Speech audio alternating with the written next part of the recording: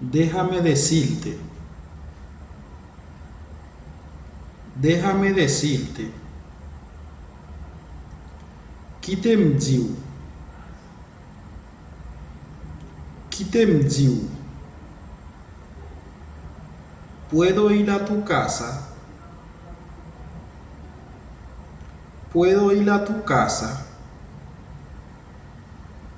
Mwen kapab ali la kayu? Mwen kapab ali la kayu? ¿A qué hora puedo ir a tu casa?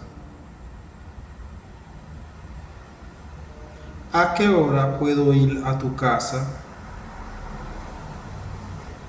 Aquí lem kapab ali la kayu? Aquí lem kapab ali la kayu? Usted duerme temprano. Usted duerme temprano. Ou dormi bone?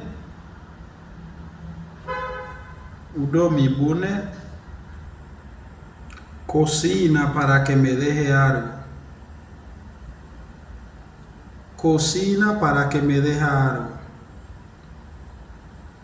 Fais manger pour qu'à quitter un bagay pour moi. Fais manger pour capable quitter un bagay pour moi. Tú vienes solo a mi casa. Tú vienes solo a mi casa. Wap vin pou ko la kay mwen? Wap vin pou ko la kay mwen? Voy a ir con mi hermano. Voy a ir con mi hermano. Mwen pou aller avec frère nan. Mwen pou aller avec frère nan. Pero tengo que ir a trabajar primero. Pero tengo que ir a trabajar primero. Mais faut que moi al travail avant. Mais faut que moi al travail avant. ¿Cuándo me vas a presentar su novio? ¿Cuándo me vas a presentar su novio? Qui le va présenter ménage? Qui le va présenter ménage? Mi novio es genial. Mi novio es genial. Ménage moyen gentil. Ménage moyen gentil. Mi novia es genial. Mi novia es genial. Ménage moyen gentil. Ménage moyen gentil. Tengo que viajar con mi novia. Tengo que viajar con mi novia. Mwen gen pou m'voyager ak ménage mwen. Mwen gen pou m'voyager ak ménage mwen.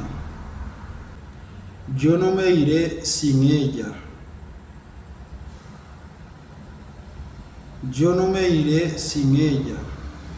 Mwen pa pale sans li. Mwen pa pale sans li.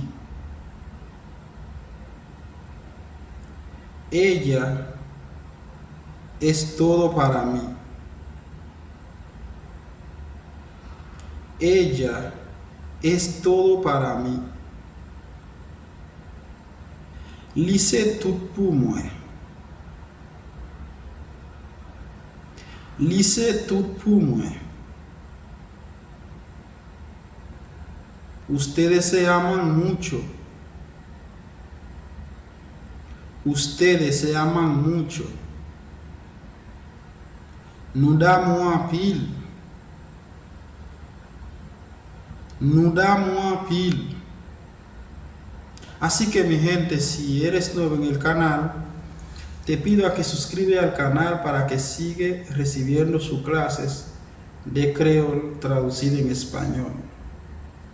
C'est comme ça que nous amis, si vous êtes un nouveau monde qui entre sur la chaîne, nous avons abonné avec la chaîne pour capable toujours recevoir la vidéo n'a plagué.